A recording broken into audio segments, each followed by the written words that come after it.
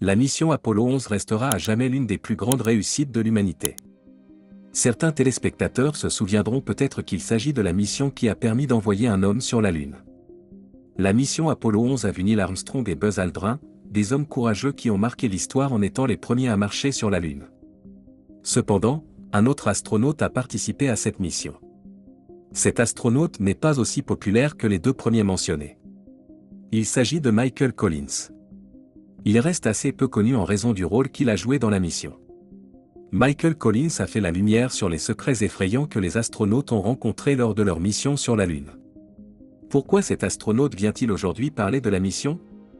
Qu'ont-ils pu trouver ou rencontrer de si effrayant sur la Lune? Rejoignez-nous dans cette vidéo pour discuter du secret effrayant que l'astronaute d'Apollo 11 révèle à propos de leur mission sur la Lune.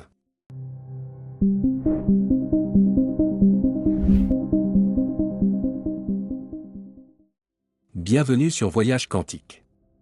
Tout le monde se souvient de la déclaration emblématique de Neil Armstrong lorsqu'il a fait ses premiers pas sur la Lune. Un petit pas pour l'homme, un grand pas pour l'humanité. Cette déclaration était bien choisie, compte tenu de la situation dans laquelle elle a été prononcée et de l'énormité de la situation. Buzz Aldrin a suivi Armstrong tandis que les deux gentlemen astronautes exploraient le nouveau terrain. Michael Collins était le troisième astronaute de la mission. Malheureusement, il n'a pas pu se joindre à eux pour faire le tour de la Lune.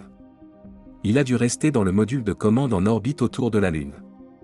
La Lune est une merveille naturelle pour les humains depuis très longtemps, une merveille que nous nous sommes efforcés de comprendre au mieux de nos capacités.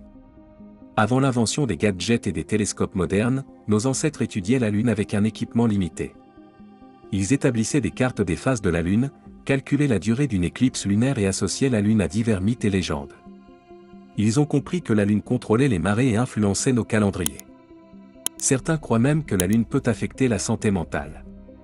Les premières missions sur la Lune ont été effectuées en envoyant des sondes non habitées en orbite, comme le programme lunaire soviétique et les programmes américains Ranger et Surveyor. Ces missions ont fourni des informations utiles sur les conditions et la géologie de la Lune. Chaque découverte sur la Lune a fait naître le désir d'y envoyer des humains. Le désir s'est intensifié pendant la guerre froide, lorsque la course à l'espace entre les États-Unis et l'URSS était une question de fierté nationale et de supériorité technologique. Les États-Unis ont lancé la mission Apollo en 1961, dont l'objectif était d'envoyer un homme sur la Lune et de le ramener sain et sauf avant la fin de la décennie. Il s'agissait d'un projet d'envergure, qui nécessitait des fonds considérables. Le programme Apollo a comporté plusieurs phases de développement et d'essais. Certains de ces tests comprenaient des vols suborbitaux et orbitaux, des manœuvres de rendez-vous et d'amarrage, des simulations d'orbite et d'alunissage et des activités extravéhiculaires. L'apogée du programme Apollo a été la mission historique Apollo. La mission Apollo a décollé le 16 juillet 1969. Le 20 juillet 1969, le monde entier a assisté avec stupéfaction à la descente de la navette sur la surface de la Lune. L'équipage était composé de Neil Armstrong, Buzz Aldrin et Michael Collins. Après avoir atteint une orbite lunaire, Armstrong et Aldrin se sont séparés de Collins dans le module lunaire Eagle, tandis que Collins est resté sur place pour s'occuper du module de commande. À 2h56 GMT précise, le monde a regardé, le souffle coupé, Armstrong faire les premiers pas sur la Lune. Armstrong a été suivi de près par Aldrin, et les deux hommes ont passé 2 heures à collecter des échantillons et à réaliser des expériences scientifiques. Après toutes ces activités, les deux hommes ont fini par planter le drapeau américain sur la Lune. Les deux hommes ont repris contact avec leur collègue Collins dans la navette principale pour entamer leur voyage de retour vers la Terre. Collins, en tant que pilote d'essai et astronaute, est né à Rome, en Italie, où son père a servi. Son père était un officier de l'armée américaine qui a servi en tant qu'attaché. Collins a grandi comme un enfant de militaire et, en tant que tel, a déménagé fréquemment et a vécu dans plusieurs pays pendant son enfance. Il a fréquenté l'école Saint-Alban à Washington. C'est à Saint-Alban que Collins a développé un intérêt pour l'aviation et l'astronomie. En 1952, Collins a été diplômé de l'Académie militaire de West Point et a choisi de s'engager dans l'armée de l'air. Il devient pilote de chasse et effectue des missions pendant la guerre de Corée. Plus tard dans sa carrière, Collins a suivi les cours de l'école des pilotes d'essai de l'armée de l'air à la base aérienne d'Edwards en Californie. C'est là qu'il a testé divers avions. Il y a testé divers avions, y compris des chasseurs et des bombardiers. En 1963, la NASA a sélectionné Michael Collins comme un tiers du groupe d'astronautes, avec Buzz Aldrin. Collins s'est entraîné pour les programmes Gemini et Apollo, qui visaient à réaliser des vols orbitaux avec équipage et des alunissages. Collins a effectué son premier vol spatial en 1966 en tant que pilote de Gemini 10, aux côtés de l'astronaute John Young. Les deux astronautes ont effectué 2 rendez-vous avec d'autres vaisseaux spatiaux et Collins a effectué 2 sorties dans l'espace. Collins devait initialement participer à la mission Apollo 8, mais il a dû être retiré en raison d'une intervention chirurgicale. Cette opération l'a écarté de la mission Apollo 8, mais il a ensuite été réaffecté à la mission Apollo 11. Je suppose que cela s'est finalement bien passé, car Collins a pu faire partie de l'équipage qui s'est posé sur la Lune pour la première fois, ce qui est un exploit monumental. Collins était le pilote du module de commande, un rôle qu'il a peut-être relégué à l'arrière-plan. Cela ne le rend pas moins important que n'importe quelle autre personne participant à cette mission. Le rôle de Collins en tant que pilote était très important. En tant que pilote, il était chargé de guider et d'entretenir le module de commande Columbia, qui devait servir de vaisseau mère à la mission dans l'immensité de l'espace, tandis qu'Armstrong et Aldrin se lançaient dans l'exploration de notre Lune, Collins restant sur place pour piloter le module lunaire. Son rôle était complexe. Collins était responsable de la procédure d'amarrage. La procédure d'amarrage signifiait que Collins devait voir le détachement réussi de l'Aigle transportant Armstrong et Aldrin. Une erreur à ce stade aurait mis en péril toute la mission. Après le départ du module lunaire pour la surface de la Lune, Collins se retrouva seul dans la Columbia. Cette période a toujours été considérée comme celle d'un profond isolement pour Collins, mais il ne pouvait pas se tromper davantage. Collins avait tant à faire à ce moment-là. Sa liste de tâches était lourde et consistait à surveiller les systèmes, à maintenir les lignes de communication avec le centre de contrôle de la mission et à préparer les procédures critiques de rendez-vous et d'amarrage avec le module lunaire après qu'il ait été envoyé depuis la surface lunaire. En fait, sans Collins, la mission ne se serait pas déroulée aussi parfaitement. Le rendez-vous et l'amarrage ont été l'une des parties les plus difficiles de la mission. Collins a dû calculer et exécuter avec précision une série de manœuvres. L'ensemble du processus était parsemé d'embûches potentielles. À la moindre erreur de calcul, le module lunaire utilisé par Armstrong et Aldrin pour visiter la Lune aurait été séparé du module de commande, ce qui aurait mis en péril l'ensemble de la mission. Cela aurait compromis la sécurité des membres de l'équipage de Collins et le succès de la mission dans son ensemble. Collins veillait également à ce que le module de commande soit toujours en bon état, car il s'agissait de leur seul moyen de transport pour revenir sur Terre. La maintenance du module de commande était cruciale et Collins devait s'assurer que les systèmes du vaisseau spatial, y compris les systèmes de survie, de communication et de propulsion, fonctionnaient tous de manière optimale. Pour être clair, le rôle de Michael Collins allait au-delà des tâches mécaniques dont nous parlons maintenant. Collins était la principale source de communication entre l'équipage et le centre de contrôle de la mission sur Terre, tandis qu'Armstrong et Aldrin se déplaçaient sur le rover lunaire. Collins veillait à ce que toutes les photographies et observations lunaires soient renvoyées en temps réel au centre de contrôle de la mission. Ces observations, rapidement renvoyées sur Terre, ont fourni des informations précieuses sur la composition de la Lune. Mais il y a un aspect des fonctions de Collins qui dépasse tous ceux que nous avons mentionnés plus haut.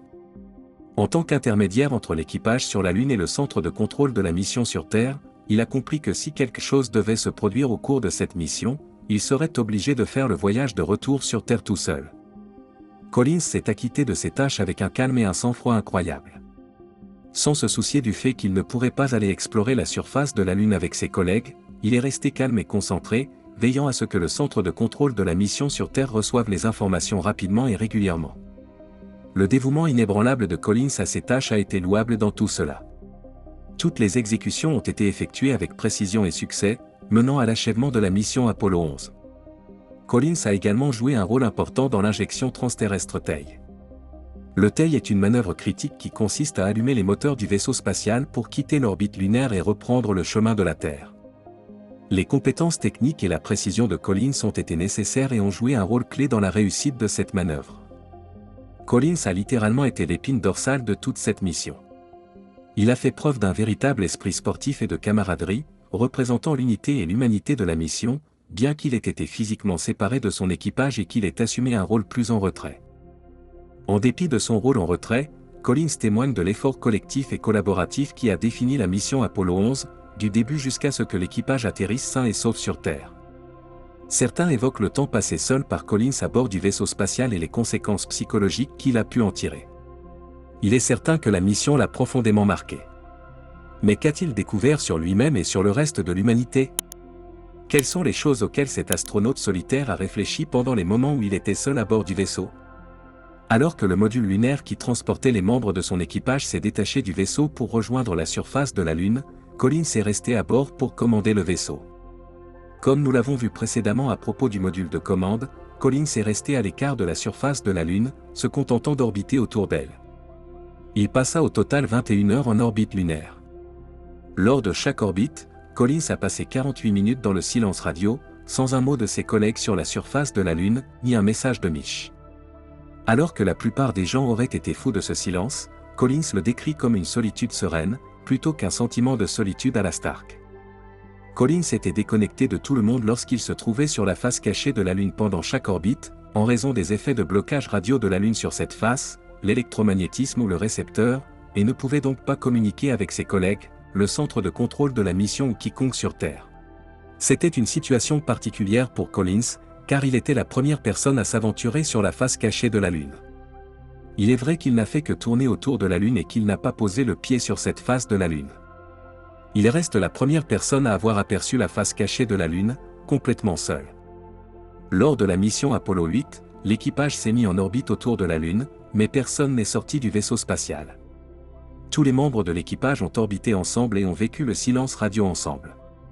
On ne peut que s'interroger sur le type de discussion que les hommes ont eu pendant le silence radio de la face cachée. Il s'agit d'un silence radio.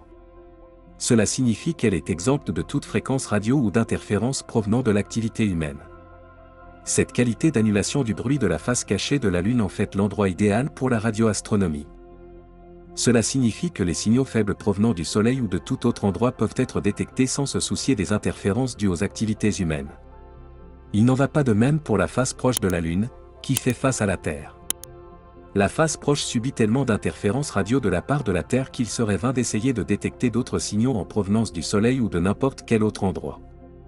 La face cachée de la Lune est également dépourvue d'une ionosphère substantielle. L'ionosphère est une couche de particules chargées dans la haute atmosphère qui peut absorber ou réfléchir les sources radiocosmiques. Ce silence radio et cette tranquillité totale ont suscité l'intérêt de plusieurs astronomes en 2019. La Chine, avec la mission Chang'e, a été la première à faire atterrir un rover sur la face cachée de la Lune. Le rover s'est posé dans le cratère von Karman, dans le bassin du pôle sud-Aitken, sur la face cachée de la Lune. L'un des objectifs de la mission Chang'e était d'effectuer des observations astronomiques par radio basse fréquence à l'aide d'une petite antenne. Le rover lunaire s'appuie sur un satellite relais qui orbite autour de la Terre et de la Lune, au point de Lagrange L2. C'est à ce point L2 que les forces gravitationnelles s'équilibrent. Cet équilibre permet au rover de communiquer avec l'atterrisseur et la Terre. La face cachée de la Lune est un endroit intéressant et mystérieux qui offre des possibilités uniques d'exploration, malgré les problèmes de communication qu'elle pose. Collins a été le premier homme à faire l'expérience de la solitude intense que procure la face cachée de la Lune. Pour lui, c'étaient des moments de tranquillité alors qu'il flottait dans l'espace en regardant la Terre d'un autre point de vue. Dans l'immensité de l'espace, le silence lui permettait de voir les choses d'une perspective différente et d'apprécier vraiment la Terre pour sa beauté. Au cours de cette période, Collins a dû se demander à quel point il était petit dans l'immense toile de l'univers. Il s'occupait souvent et se concentrait sur la réussite de la mission et sur le rôle qu'il avait à jouer dans la mission Apollo 11. Il a planifié et calculé le processus d'amarrage avec les membres de l'équipage pendant ces périodes et s'est préparé intensément pour le rendez-vous. Collins se souvient avoir savouré ces moments de calme et avoir ressenti un étrange sentiment de paix, de conscience et même de satisfaction. Pour Collins, la solitude était une échappatoire bienvenue à l'agitation et à l'intensité habituelle associée à une mission spatiale. Pendant qu'il était en orbite autour de la Lune, Collins a pris conscience d'une vue particulière que seuls quelques humains ont eu le privilège d'observer. Il a vu la face cachée de la Lune dans toute sa gloire. Il s'agit d'un champ de cratères accidentés, d'un paysage qui est resté intact et invisible depuis la Terre. Alors que Collins tournait autour de la Lune, il voyait la Terre s'élever le long de l'horizon lunaire, une boule bleue flottante si petite et si fragile face à l'étendue infinie de l'espace. Cette expérience a inspiré Collins et l'a marqué de façon indélébile. La vue unique et presque vulnérable de la Terre a éveillé en lui des sentiments de profonde connexion et d'insignifiance. La Terre et tous ses milliards d'habitants n'étant rien d'autre qu'une minuscule boule bleue sur la grande toile cosmique. Cette perspective est souvent appelée « effet de vue d'ensemble ». L'expérience de cet effet a modifié la vision qu'avait Collins de notre planète et de sa place dans l'univers. Lors de cette mission, avec une telle vision de l'univers et des moments de silence pour réfléchir à ce qu'il avait vu, Collins a éprouvé un sens aigu de l'interconnexion de toutes les formes de vie sur Terre. Il a compris que les planètes sont beaucoup plus fragiles que nous ne le savons, et qu'elles sont très petites dans le grand ordre des choses. Ces révélations ont insufflé à Collins un nouveau désir de protéger la planète que nous appelons notre maison, un sens durable de la responsabilité environnementale. Après la mission Apollo 11, il est devenu un ardent défenseur de la conservation de la Terre. Il a exhorté les gens à mieux prendre soin de notre délicate planète et à cesser de faire des choses qui perturbent l'équilibre de la nature. Il a exprimé l'espoir qu'un jour, tous les dirigeants politiques verraient notre monde de son point de vue. Il espérait que ce point de vue influencerait nos dirigeants politiques à prendre des décisions qui protégeraient notre planète plutôt que de la détruire. En outre, la solitude a conduit Collins à se débattre avec des questions existentielles, ce qui a entraîné d'autres changements de paradigme dans ses croyances et a remodelé sa vision du monde. Dans son autobiographie, Collins s'est interrogé sur le sens de l'univers et le rôle des êtres humains en son sein. Cette expérience apparemment hors du commun a façonné sa croyance en un univers conçu avec un but et un ordre. Avant ce voyage dans l'espace, Collins n'était pas un homme excessivement religieux, mais son voyage dans l'espace a renforcé sa vision spirituelle, en mettant l'accent sur un cosmos organisé plutôt que sur le hasard chaotique.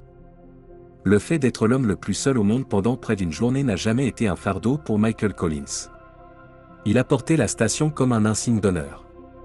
Et quel honneur, car au cours de ce voyage, Collins a découvert la beauté de l'espace et a pu réfléchir aux questions qui sont à la base de la vie. Qui sommes-nous ? Quel est notre rôle dans l'ordre des choses ? Comment pouvons-nous protéger au mieux notre monde d'une disparition imminente ? Ce sont les mêmes questions fondamentales qui tourmentent l'humanité depuis des siècles. Merci d'avoir regardé un nouvel épisode de Voyage Quantique, et n'oubliez pas de vous abonner et d'activer la cloche de notification pour ne pas manquer le prochain épisode.